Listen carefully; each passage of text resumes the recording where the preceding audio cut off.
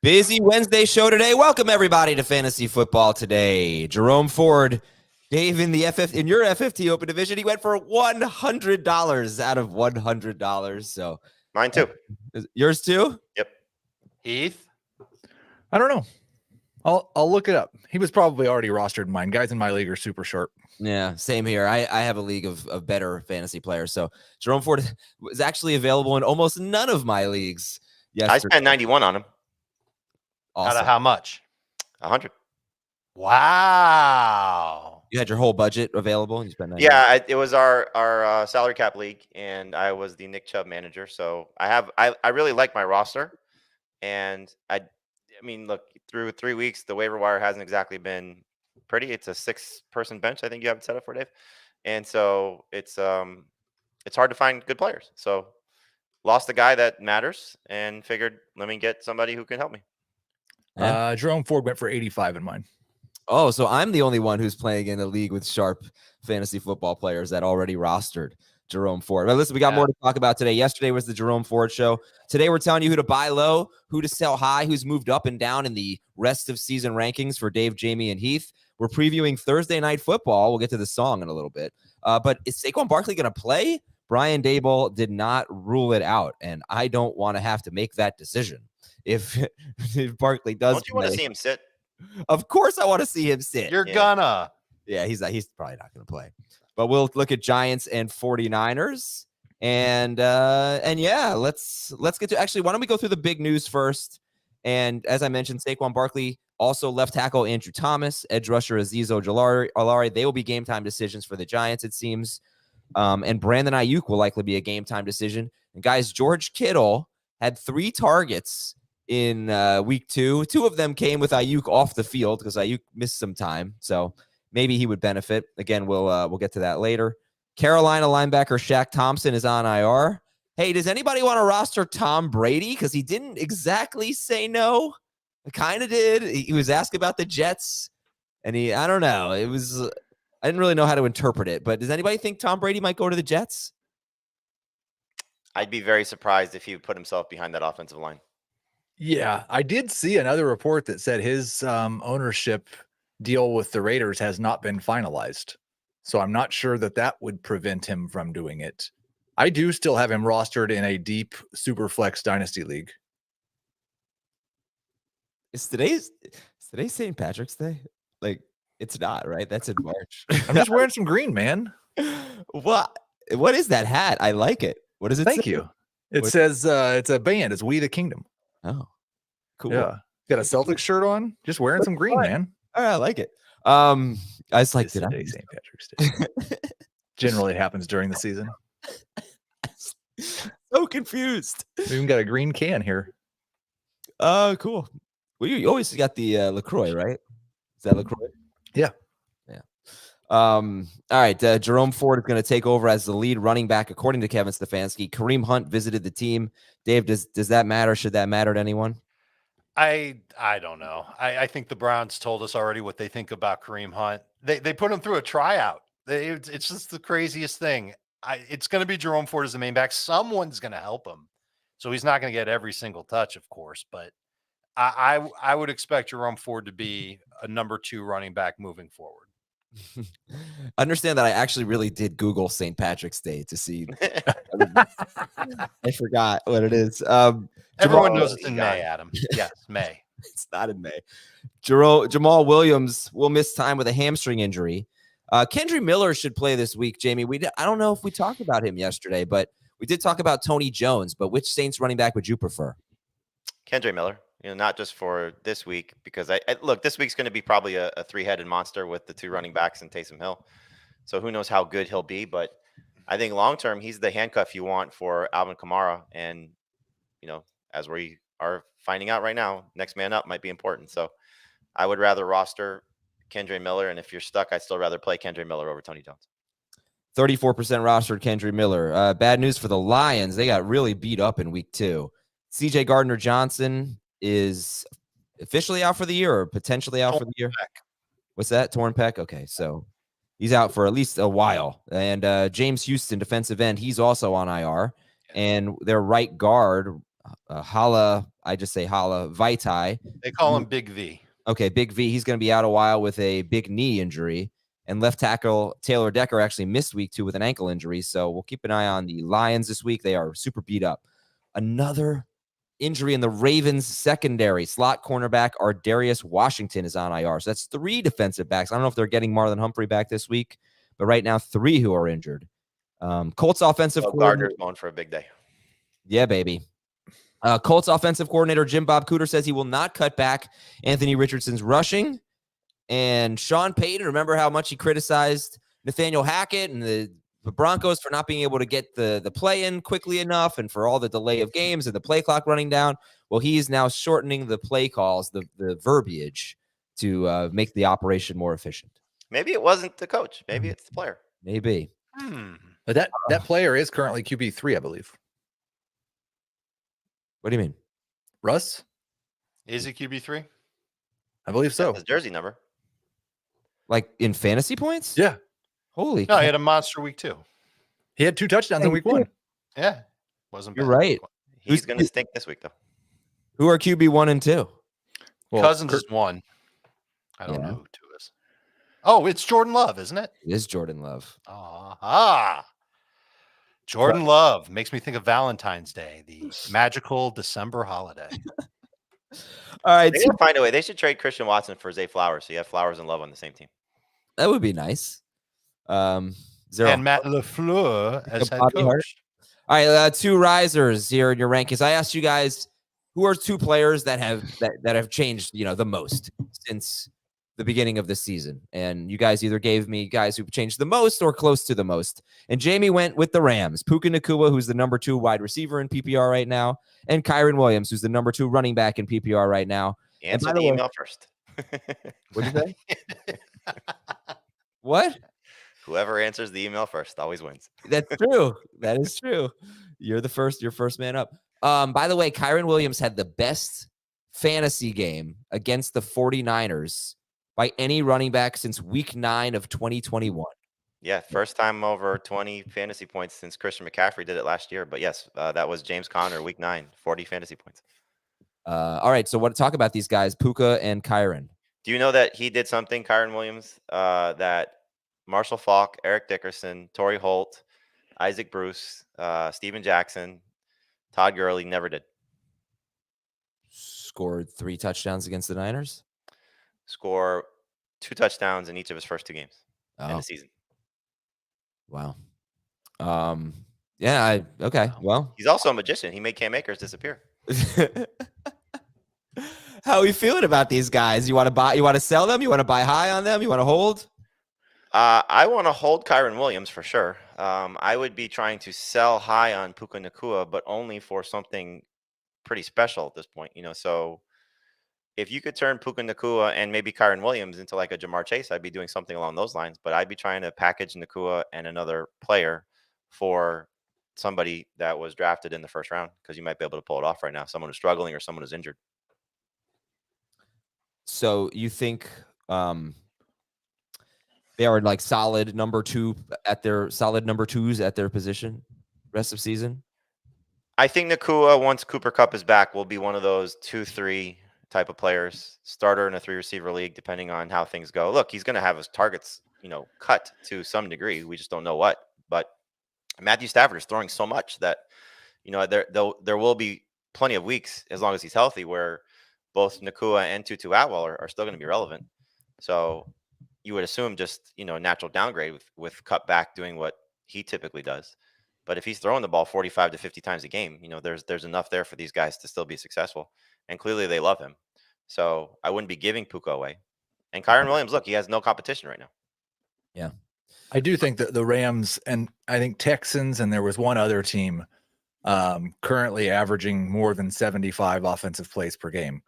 Like, they're going to run at least 10% fewer plays the rest of the season, probably 15 to 20% fewer plays the rest of the season. Last year, 30 of 32 teams were between 58 and 68 plays per game. So the pass volume for Stafford, the volume for Puka, the volume for everybody is going to come down a pretty decent amount moving forward. Yeah, I mentioned the Rams the Rams are actually one of the slowest offenses in terms. They just played the Seattle week 1, and Seattle ran like 4 plays. It's crazy. You're right, because the Rams have run the most plays in football, and they have the 5th slowest pace in terms of time remaining on the play clock when they snap the ball. So that just, doesn't really jive, right? So yeah, important to point that out, Heath. Speaking of Heath, here are your 2 risers, Kirk Cousins and James Cook. They've been among the biggest risers. Cousins is QB1 so far, scored 20.5 points in week 1, scored 36.6 in week 2 through 44 passes in both games. So how do you value Cousins and James Cook? Man, I've been running Twitter polls this morning. Cousins versus Lawrence, Cousins versus Fields, Cousins versus Burrow. Who scores more fantasy points the rest of the season? And it's Cousins is winning the Fields one pretty easily, and the other 2 are very, very close. I will say they've got a 78% pass rate through the first 2 weeks. I don't think that probably doesn't maintain either. I think he probably dropped his pass attempts by 10%. But he's the number 1 quarterback in fantasy, and he's lost 8 points due to turnovers in the first 2 weeks. I do kind of believe he's going to throw the ball 40 times a game. I do think Jefferson plus Addison plus Hawkinson is just about as good as anybody has in the NFL. The defense isn't any good. I think he's a top 6 or 7 quarterback rest of season. There's a lot of leagues where people drafted him alongside Tua or Anthony Richardson. And I know we normally say you can't trade quarterbacks. I think you can probably get something decent for Tua or Anthony Richardson. And I wouldn't be opposed to it. And just riding with Cousins. So I have Cousins and Lawrence, and I was looking at that team today, and I'm going to make the wrong decision every week. It's going to drive That's me why crazy. you trade one of them. No, well, you definitely start Cousins this week. I think so, right? I mean, the Texans, though, have 3 safeties who are injured. So I didn't say that because Lawrence has a bad matchup. I said it because Cousins is in the game with the highest over-under on the slate against the Chargers. All right. I think that's how he's on pace for 6,000 passing yards. It's incredible. Yeah. And what about James Cook? So Cook with huge game against the Raiders, not so great against the Jets in week 1, but 4 catches in both games. Yeah, I think the role, while the short yardage stuff stinks and Damian Harris, Latavius Murray combo is playing too much, I've been very happy. He's got 54% of the team's rush attempts. He's catching 4 passes a game. That profiles us pretty close to a must-start running back. And I was viewing him as more of a flex, high-end flex coming into the year. Top 20 guy for sure rest of season for Cook. Running back stinks too. Running back is not great right now. Cook or Kyren Williams rest of season.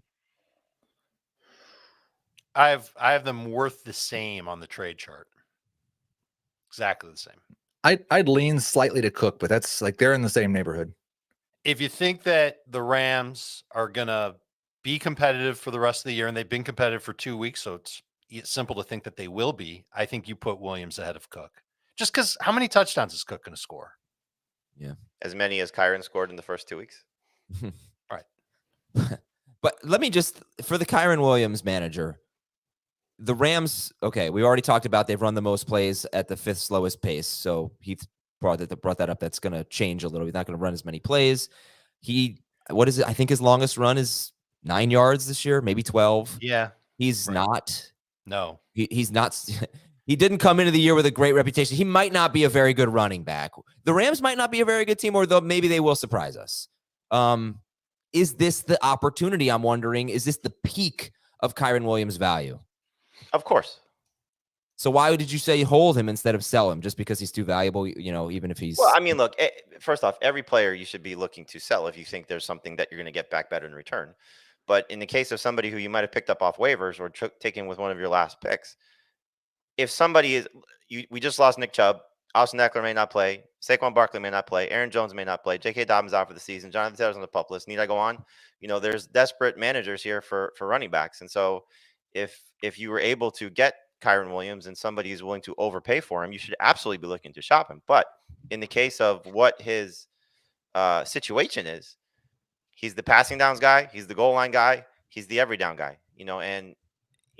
I think as long as Stafford is healthy, this team will be competitive. That's it. So he's got every opportunity here to be not very good from metric standpoint, not very explosive, all those things that you're going to nitpick about the guy. He was a 5th-round pick in the NFL draft for a reason.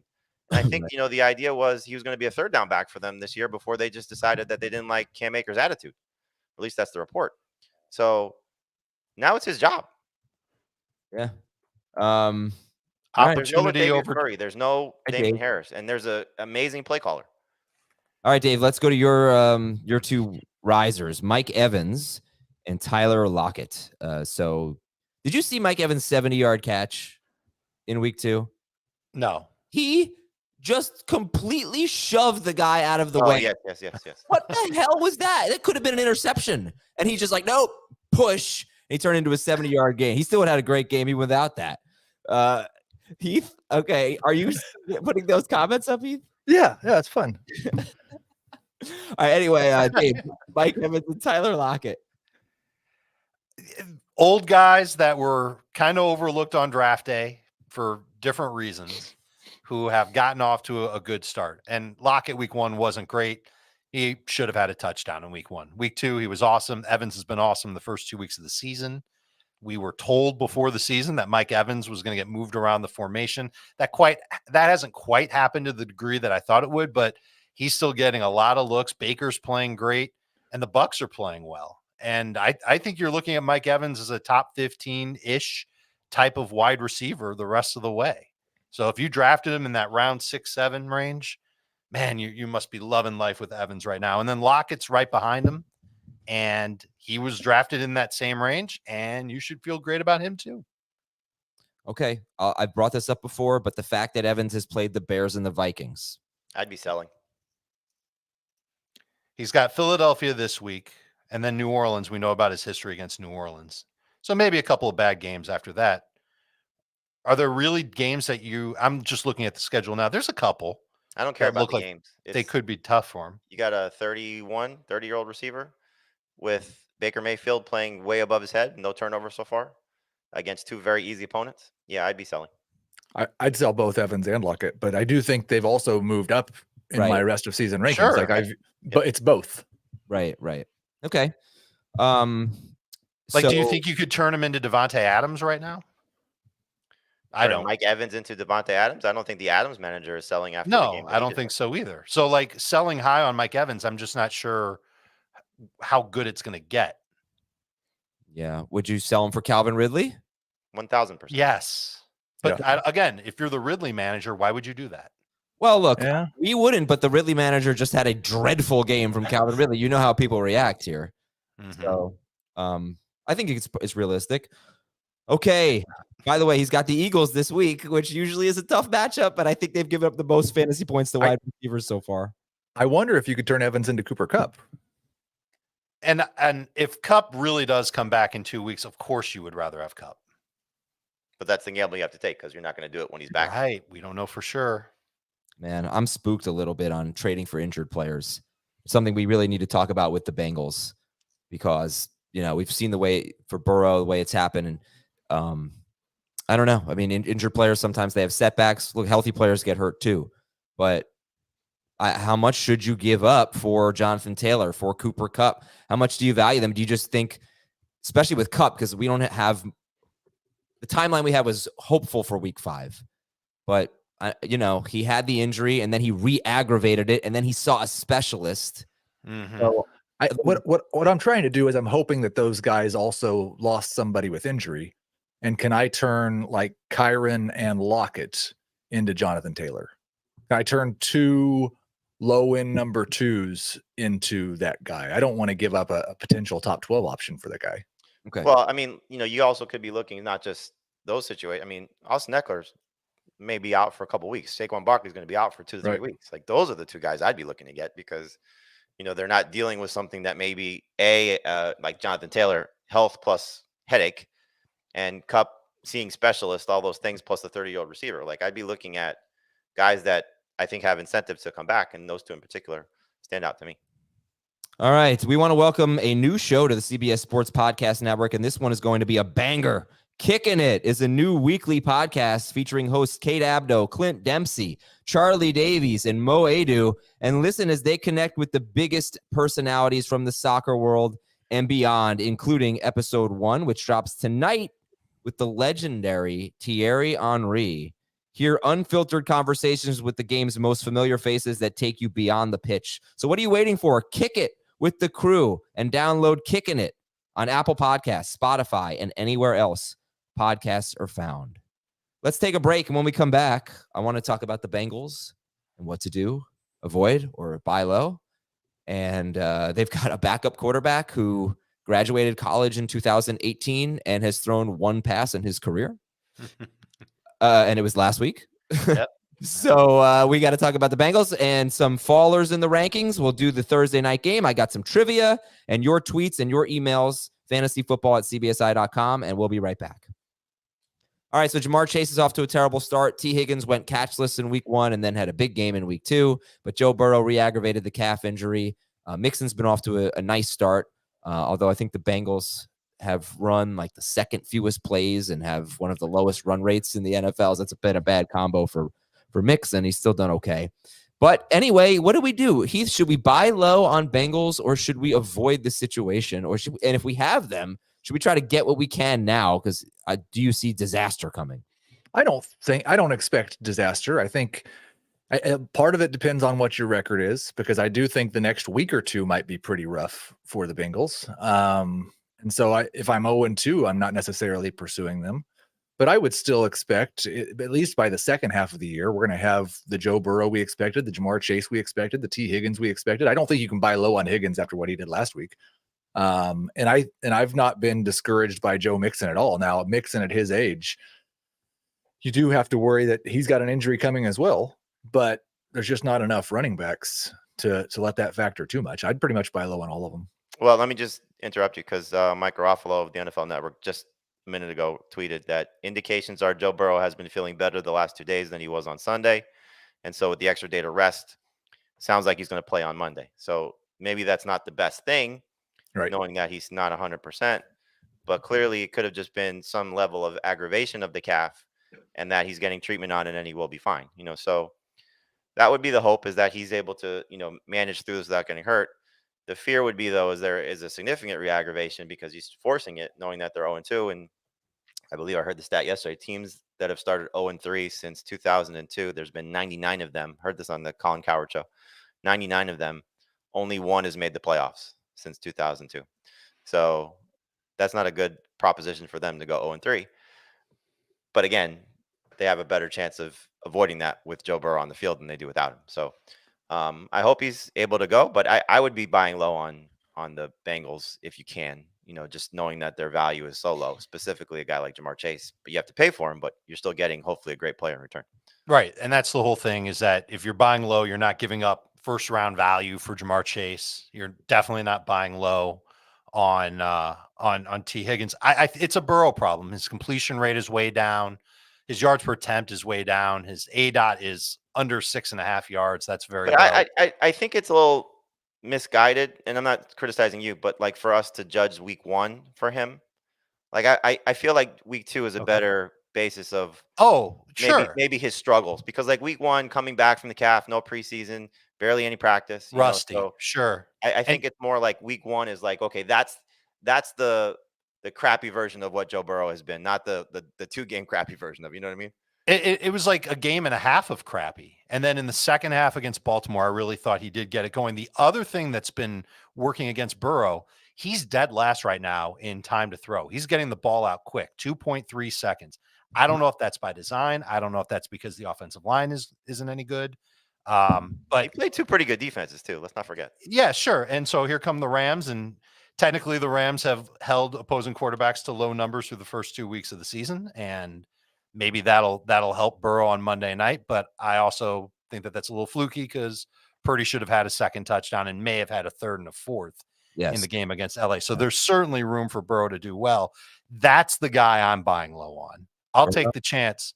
If I've got Richardson, Fields, any quarterback that I'm disappointed with, maybe you're disappointed with Dak, I would make the play to try and go get Burrow off of somebody's Who's trading roster. Burrow for Justin Fields right now? No one's doing that. I'm not saying I would trade Fields for Burrow.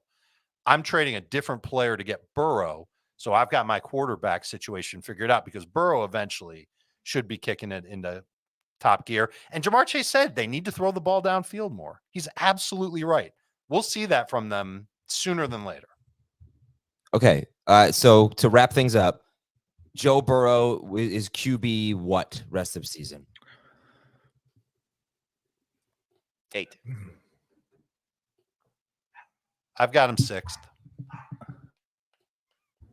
Okay. 10.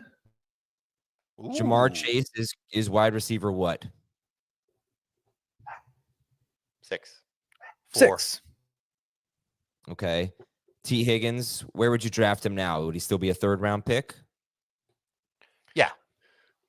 I mean, 8 targets week 1 and no catches, and then a huge week 2. Yeah, I think round 3 is still safe. Maybe even late round 2.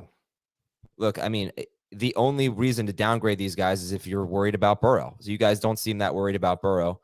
And that's fine. All right, let's But get again, our follower. I do think it's a different conversation if you've started 0-2. Because I don't, like I say, QB 10 for Burrow and wide receiver 6 for Chase. I would expect in the second half that Burrow's QB 5 or 6 and Chase's wide receiver 1 or 2. So I think the next couple of weeks still might not be good. I'm giving you guys 3 minutes for this segment. You'll tell me your 2 fallers. You'll tell me how you see them rest of season, and then we'll move on because we're running a little bit behind here. So let's go to our 2 fallers. Dave, since the beginning of the year, you're lower on DeAndre Hopkins and Chris Godwin. Godwin, 10 PPR points each of the first 2 games of the year. Evans has been dominating. There will be games where that flips, and this could be one of them against Philadelphia because we know that the Eagles have some trouble at cornerback right now. It's just a matter of how well Mayfield plays under pressure in that game and whether or not he goes to shorter targets. That would benefit Godwin. As for DeAndre Hopkins, man, I don't know. I'm pretty sure the injury played a role in how little he was utilized in week number 2. You love the target volume in week 1. That's what we're used to seeing with Hopkins, but it's still catching passes from Ryan Tannehill and playing in a Tennessee offense that could revert to leaning on Derrick Henry. It makes me nervous to look at Hopkins the same way that I used to, which is as a top 15-ish type of, I mean, once upon a time, he was one of the best. Now I'm not even sure if he's a top 24. He's not really a top 24 receiver the rest of the season. Puka or Hopkins rest of season? I think I'm going to take Puka because I think even when Kupp comes back, they'll be close in targets on a weekly basis. Okay.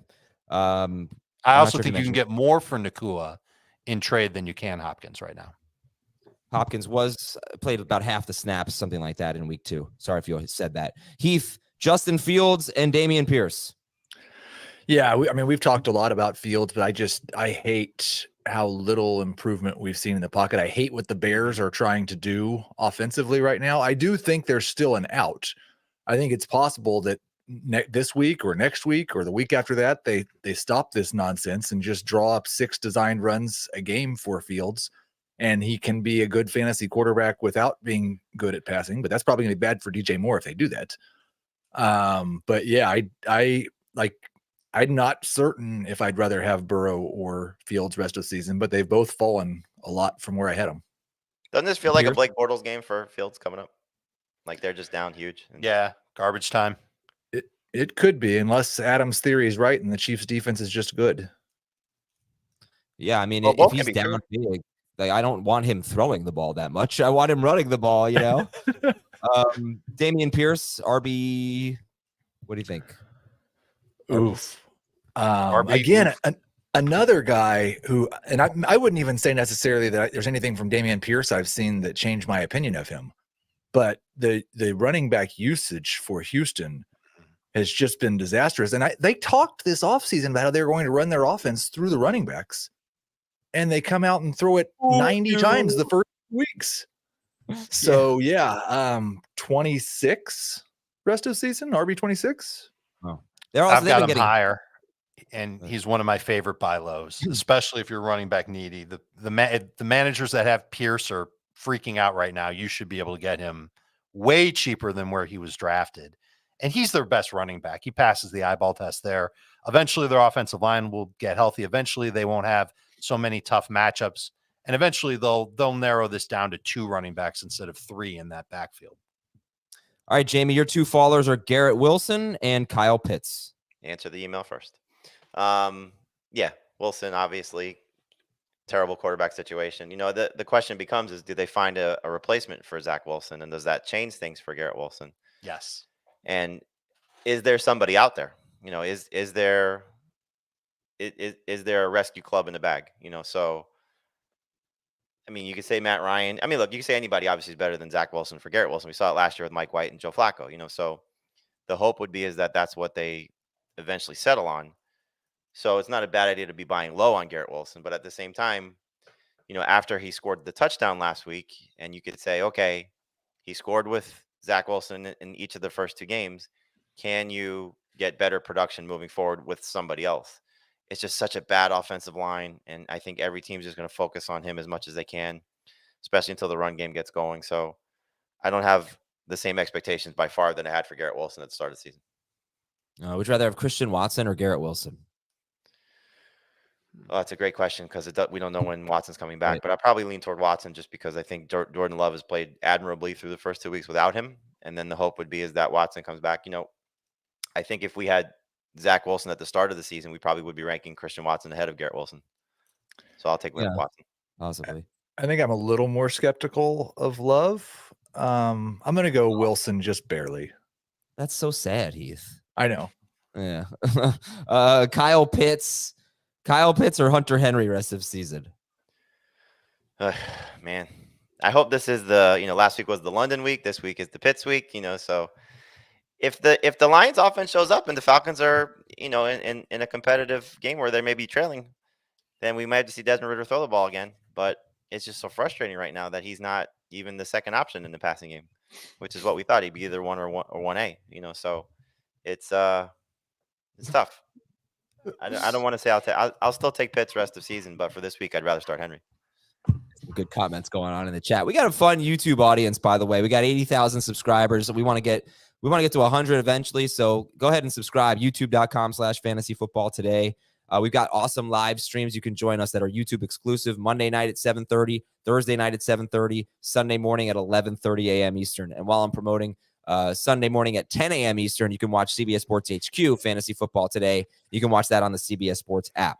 All right, Dave. Nah. I didn't set it up yet, but fine.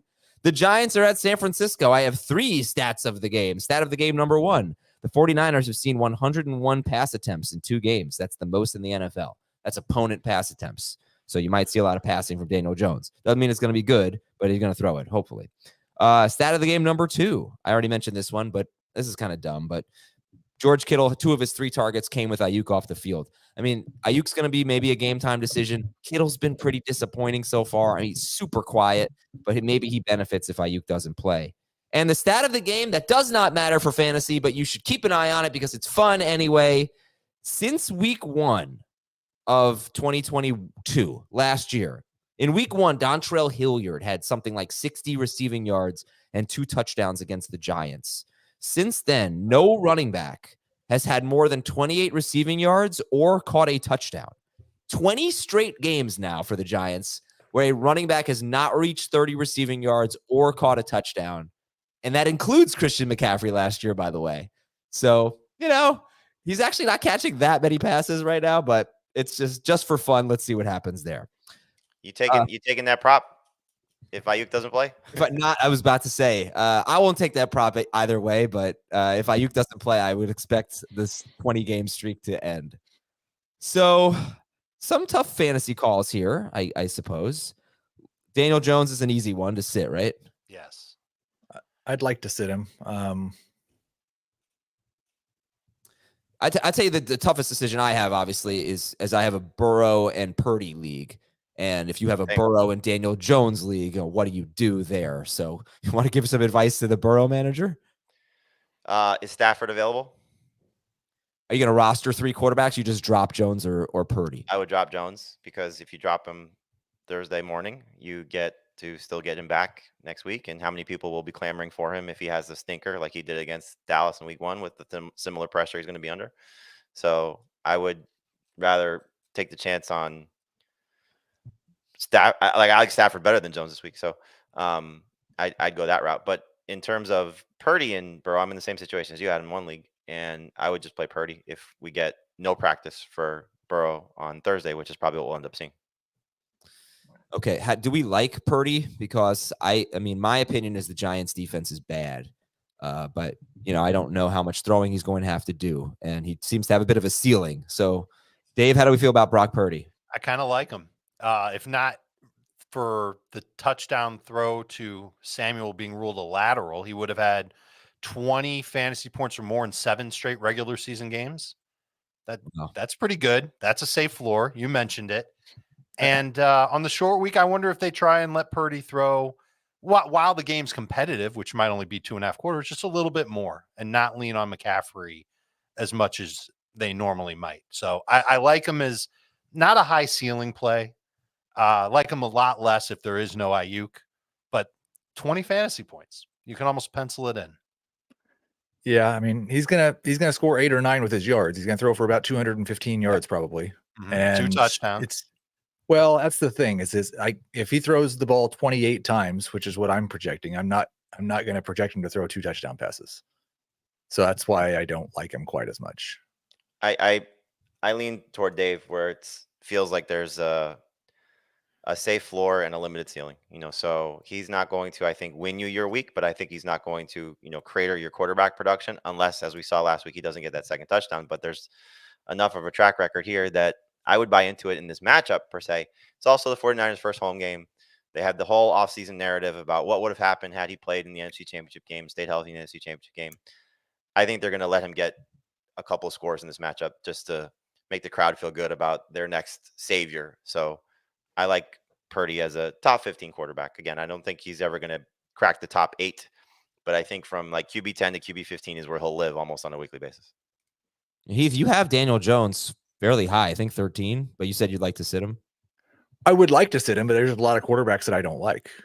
And again, I think it's probably a 8 to 10 rush attempt and 35 pass attempt game for Daniel Jones. Do you have Jones ahead of 8 sack game for Daniel Jones too? Yeah, Jones you have ahead of Fields. This could change, I'm sure, in your rankings, but Fields, Watson, Love, Prescott ahead of all of them. Yeah. Okay. And do you guys agree with that? Jones ahead of Fields, Watson? Not even close. No. All right. What do you do if Barkley plays? Start or sit? Oh boy. You start him, but you just understand the circumstances. Like, yeah. I mean, it's such a crappy week for running backs. I mean, like, hey, go get Jerome Ford, spend all your fab. By the way, he's playing the best run defense in football. So it's not pretty for a lot of these situations for a lot of running backs this week. So if Saquon Barkley's playing, unless you got Kyron Williams and Christian McCaffrey and somebody else, it's hard to mention. How about Ford? I mean, they both have tough matchups. Would you start Ford over Barkley? No. I feel like we're wasting time. Like if he doesn't even get into practice, we're expecting him to play and do well against the 49ers. We've seen him rush back from an ankle injury before. Yeah, it was terrible. In fact, he re-injured himself, if I recall. And we saw last year, week 14 against the Eagles, everyone knew he was hurt going into the game. He played 31% of the snaps, and he was terrible. So let's assume we're not starting Barkley if he doesn't play or whatever. And how about Matt Breida or Gary Brightwell? Are they even going to crack the top 30 for you guys? No. I have Breida 28th, and I think it's too high. Would you start a Giants wide receiver? No. Not if I could help it. Would you? Okay, Darren Waller's top 5 for you guys. How do you feel about George Kittle in this game? If Ayuk is out, he's potentially top 3. Yeah. I mean, you saw Ertz was getting open against this Giants defense on Sunday. So if there's no Ayuk, they will use Kittle as more than just a short area guy. And he's moving well. It's not like he's slow or anything. They're just not throwing him the ball as much. Yeah. I mean, I haven't watched him enough to say that definitely he's not moving well, but the few times they have thrown him the ball, nothing good's happened. Right. Yeah. The issue is targets. It's coming down to just not. I mean, if he had 7 targets a game in the same efficiency that he's had, he wouldn't have had a good season so far. Not based on like where he had been before, but we'd be thrilled to start him if he was getting 7 targets a game. Well, yeah. Okay. So are there any tight ends that you may have picked up? Would you start Hunter Henry over Kittle? Let's say Ayuk plays. Would you start Hunter Henry over him? I would. Yes. But I'd flip it if there's no Ayuk. Jake Ferguson? I mean, I don't even know. No. The only one would be Henry. I'm probably not making that move, but I do have Henry ranked ahead of him. Right. That's a roster construction versus a ranking situation. Yeah. So let's see. Debo, yes. McCaffrey, yes. And how do you feel about Brandon Ayuk? And by the way, is Debo like a slam dunk? Because we'll probably get some Debo questions. I would say just start him. I don't think much of the Giants secondary, but I'm not trying not to be a negative Giants fan here. But they start 2 rookies, and these guys have been having a rough go at it, and they have no pass rush. For Samuel, you also have the storyline from last week where Shanahan was asked about Elijah Mitchell not playing. He said we have to do a better job of getting him on the field. And I think you saw Samuel was the number 2 running back. So maybe he loses a couple of carries for Elijah Mitchell. But if this game goes as I think a lot of people expect, if the Giants can't move the ball, that there could be starters resting at the end of the game here. So that's maybe where Mitchell comes into play. But how are you getting away from Debo Samuel right now? You're not. And Ayuk's a boom bust number 3 if he plays. I'll go higher with Ayuk if he plays. Call him a number 2. I would just be cautious. Like he could be a decoy in this game. So I'm guessing is Puka Nacua ranked higher than both 49ers wide receivers? Yes. All right. Would you rather start, let's see, Tyler Lockett or Brandon Ayuk? Lockett for sure. I have Ayuk right now. How about we'll go a little lower end, Amari Cooper or Ayuk? Cooper. I have Ayuk over Cooper right now. Cooper is home against Tennessee. Garrett Home Wilson game against Tennessee. I mean, that's a slam dunk. should be right. Garrett Wilson against the Patriots or Ayuk. Ayuk. Still Wilson. Ayuk. All right. Which DST do you guys like better in this game? What's the spread? 10.5. I saw. Yikes. That stinks. I mean, I hope we get a good game for Thursday night. You know, I remember last year, I thought a lot of the Thursday night games were going to be terrible, and they ended up being pretty close. I don't know if they were good games. Like, remember that Denver Colts game? Was that Thursday night overtime, ended in a tie or something? But like closer games than I expected. But I don't know. Pretty down on the Giants, unfortunately. All right, we'll take a break here. When we come back, I got some trivia, and I got your buy low and your sell high tweets. And try to get to your emails as well. And we'll be right back on Fantasy Football Today. Let's see how smart Dave, Jamie, and Heath are. Trivia question for you. Dave, I think you know the answer to this. So you are eliminated from question number 1. Chris Godwin has lined up in the slot on 55 to 65% of his snaps in 4 straight seasons. What is Chris Godwin's slot rate this season? What is it closest wins? What was it prior to? 55 to 65%, 4 straight seasons. 45%. 21%. Do you know, Dave? Yeah. Okay. It's 35%. Who was closer? It's funny. They were right in the middle. Jamie was closer. Jamie wins. But I went over, though, so Heath wins. I didn't say closest without going over. That's the game. All right, fine. That's the game. Heath, you win. Actually, in his career, he has better numbers out wide than in the slot. But so far, he's off to a bad start. He was wide open. 12-yard touchdown pass. Baker Mayfield missed it. So he would have better numbers. Play him in the slot this week, please. No Avante Maddox. Right. I don't know. Does this stat matter to you? We can move on. But does that matter to you that he's playing out wide a lot more so far? Look at his numbers. I think it affects him. I think he's better when he plays. But before this year, he's been better playing out wide than in the slot.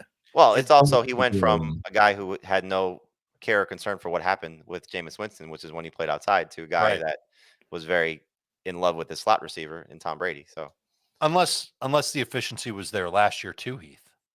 I didn't look at year by year. I just looked at career. So could be deceiving. Can't do that with anybody. All right. From ESPN. Since Matt Canada became Pittsburgh's offensive coordinator in 2021. 0. Every team has gained 400 total yards or more at least 3 times. How many times has Pittsburgh done it? 0. 3. 0. Is that a great? You said every team. You didn't say every team besides Pittsburgh. Oh, sorry. I thought 3 was the bottom. Every team other than Pittsburgh. That's my bad. Of course. Okay. I can't do a segment without screwing it up. All right, next question. There are 73 wide receivers who have earned 8 or more targets so far. Who has the lowest ADOT? 8 or more targets, so that might be enough to exclude Rondale Moore. It's not him for what it's worth. I don't know if that's because he 8 didn't. or more targets for the season? Yeah, for No. the season. Oh, for the season. I thought you meant Yeah. per game. Yeah, that's what I thought too. Kadarius Toney. He's close, but no. He's 8 or another more. former That's first round pick. I don't think it's. Find a needle in a haystack. First round pick who was drafted in a pretty similar spot to Kadarius Toney, around 20th. Is it Zay Flowers? Close. JSN. JSN has a 2.5 yard ADOT right now. Yeah, I couldn't have been Flowers. He had a couple of downfield shots. 2 running backs from the same backfield have combined for 43 carries, and none of those carries have gone for 0 or negative yards. Who are those running backs? It's not the Lions. I'll read it again for the listeners. 2 running backs from the same backfield have combined for 43 carries, and none of those carries have been for 0 or negative yards. Who are these running backs? And the hint I'll give is they basically did it completely separately in one game each. The Eagles guys. The Eagles guys. They do not have a negative carry so far. I don't know if Boston Scott does, but those guys do not have a single one. Who do you like better rest of the season? Swift or Gainwell? Gosh. Not your lungs. Yeah. Swift, right? You gotta like Swift's chances better at this point. But Here we he's gonna hurt us in some game in the future. Hurt us. He's going to hurt himself. Oh, sure. Right. I would like to see Gainwell sit out one more week to see what it looks like against the tough run defense. Yeah, I'm really.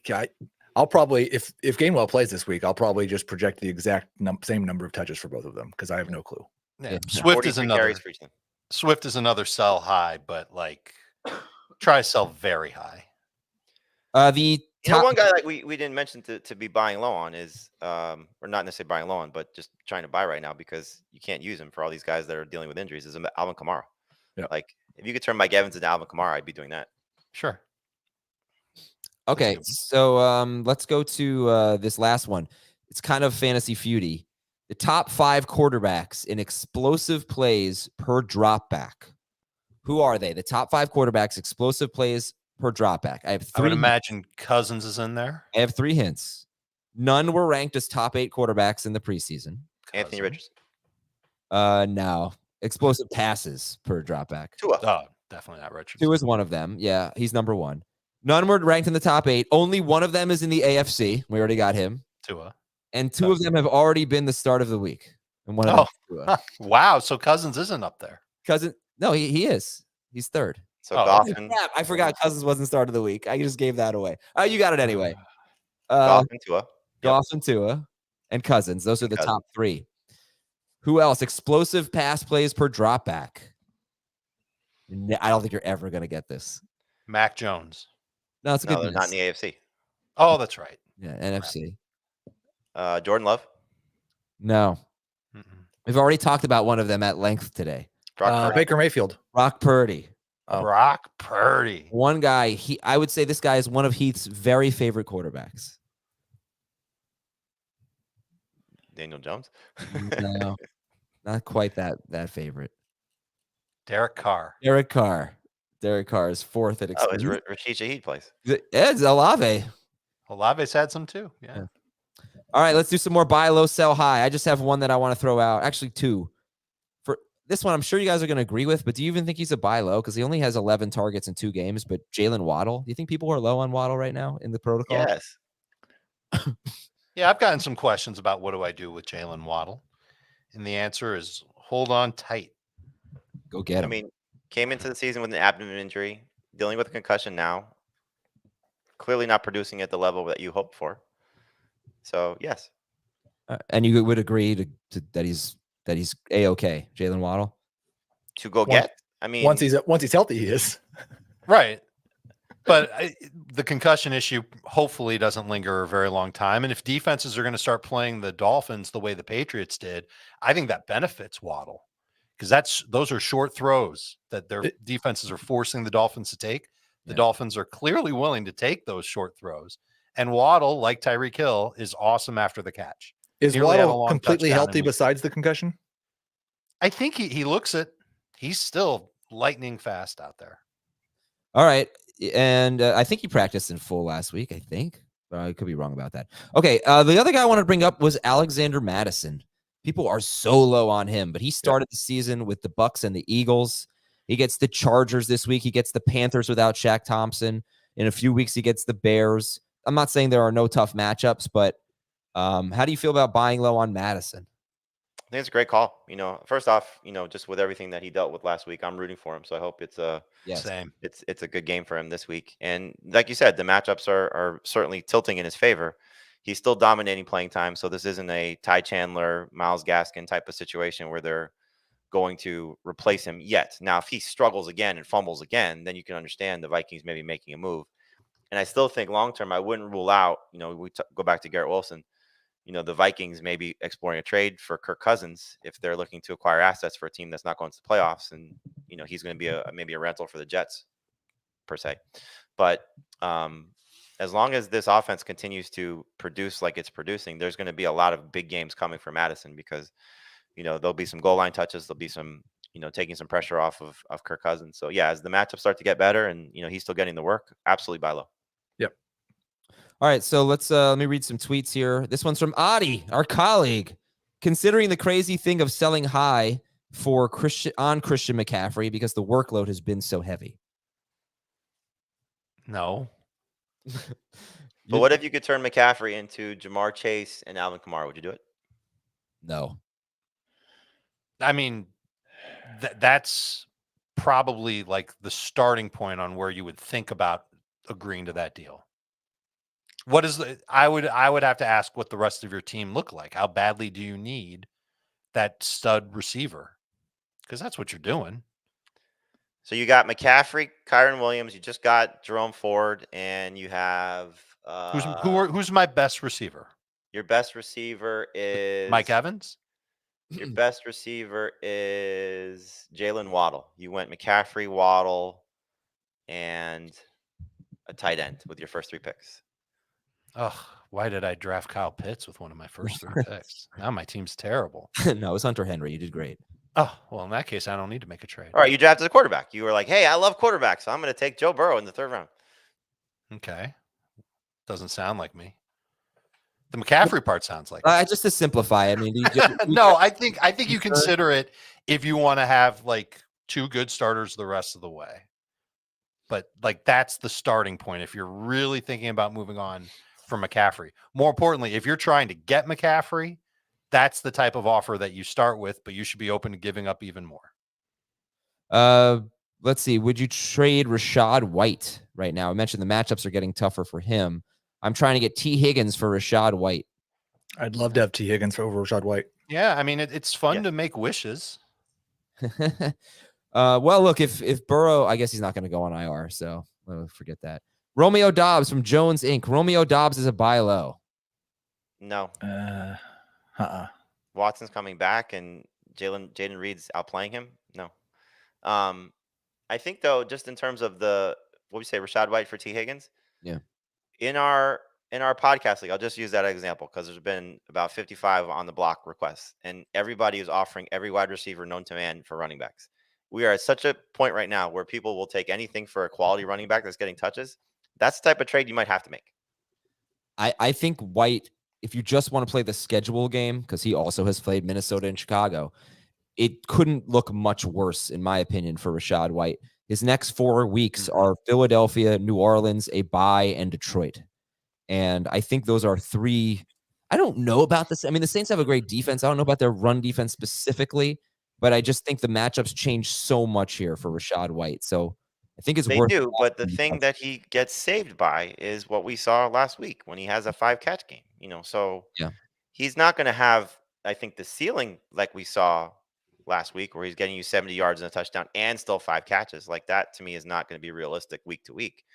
But when they are trailing, when they are in these tough matchups, that's sort of, again, the rescue club that he can sort of still get you by better in PPR than the other formats. But I don't necessarily mind him because he's still getting so much work. Right. What is he's a one of the rescue few club? running backs that's getting over 70% of the snaps each week. What is a rescue club? Is that something I should know? Is that a thing? It's in golf if you need to, it's like a a wedge that you would use. See, I thought it was like a special sandwich that I kept in the fridge at work when my wife would give me like tofu for lunch, and I wouldn't want to Lunch eat it, too? so I just go to the fridge and get that bacon club for lunch number 2. And I thought it was something for my cough. JD says buy low on Jahmyr Gibbs. Yes. It's going to be so much fun on social media when Craig Reynolds has more carries than Jahmyr Gibbs this week. People are going to absolutely lose their minds. But I do think that Gibbs is probably going a good buy low, unless people see that David Montgomery news and now think Jahmyr Gibbs is going to touch the ball 20 times in week 3. Would you rather have Rashad White or Jahmyr Gibbs rest of season? Oh, Gibbs. Does it mean anything to you guys that Gibbs saw 71% of the snaps after the Montgomery injury? Of course. Yes, but do you know how many were in the backfield? Because I brought this up. Yeah, there were a few snaps, just a few where they both played. Okay. Yeah. As long as he's on the field, there's going to be so many opportunities for him to have success. Okay, let's see. Sell high Jerome Ford. Yes.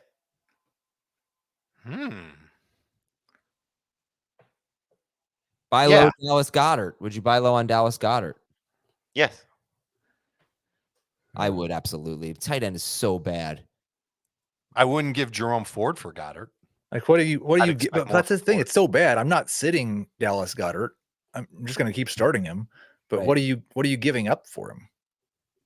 Yeah, Again, I you won't get that much. Somebody lost these running backs, and like, would you rather have rest of season Hunter Henry or Dallas Goedert? Goddard. But nobody's trading me Dallas Goedert for Hunter Henry. I don't No, think. but you might be able to trade Dallas Goedert, Right. Hunter Henry, and Jerome Ford for Dallas Goedert and receiver if you have good running back depth. And then all you're doing is you're moving away from Goddard and streaming tight end and hoping to find the next Hunter Henry Or at some Henry. point. well, Yeah, you know, sure. Or you can just go grab Henry. You can We're grab trying to Laporta if acquire he's him. out there. Would you trade Brian Robinson for Dallas Goedert? I'd rather have Robinson. I think he's got more value. I think I'd rather have Robinson. Yeah. I see a profile problem with Brian Robinson, though. He I do too. play on third downs, and they are 2-0, and they've been running out the clock. At least they did in week 2. And I mean, they're going to start losing games beginning this week. And what happens then? Does he get 12 carries and 1 or 2 catches? You know, so think about. I I'm thought not they were saying going to lose last week.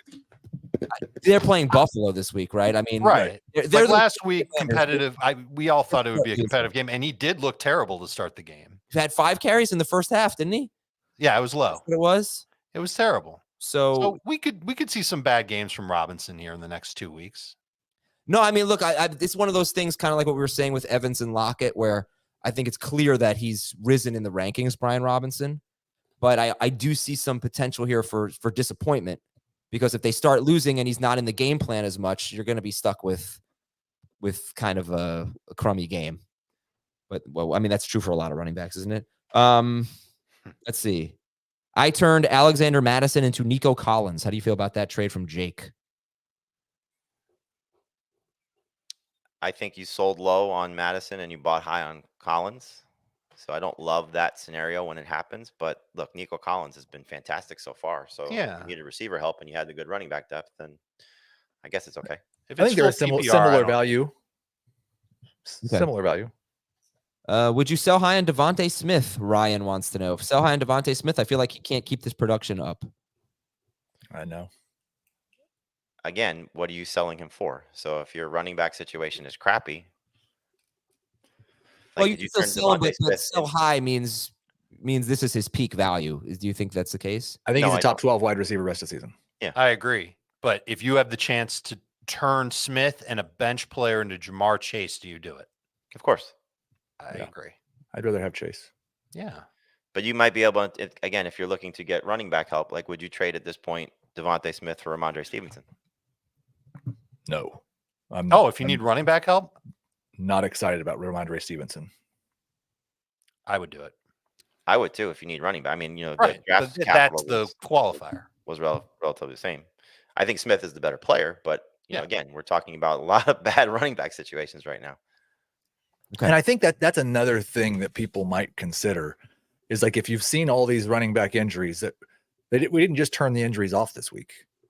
We're going to have more running back injuries. I don't want to downgrade my players just to get another. Like, I'd rather just almost stream running back and keep elite wide receivers. That's a great point, and certainly the probably the better strategy to implore. But if you have Devontae Smith and you got Puka Nacua and you got Nico Collins, and you have some pretty excellent wide receiver depth too. We play in a lot of 3 receiver leagues, so it's much Right. easier to say I'm going to stick with my 3 receivers and play receiver in a flex. For people that are in a 2-2 league and 1 flex, like it's a little harder just to keep stacking up these wide receivers on your Right. bench. Just saying, okay, I'm just going to stream running backs. It's not that feasible. And I we also can't feel sit like here and that- say that there aren't receivers who have, not gotten hurt this year either. True. But we know running backs are more likely to get hurt than receivers. Yeah. I would really like to know more. Didn't feel about- that way 2 Heath. weeks ago, but it feels that way now.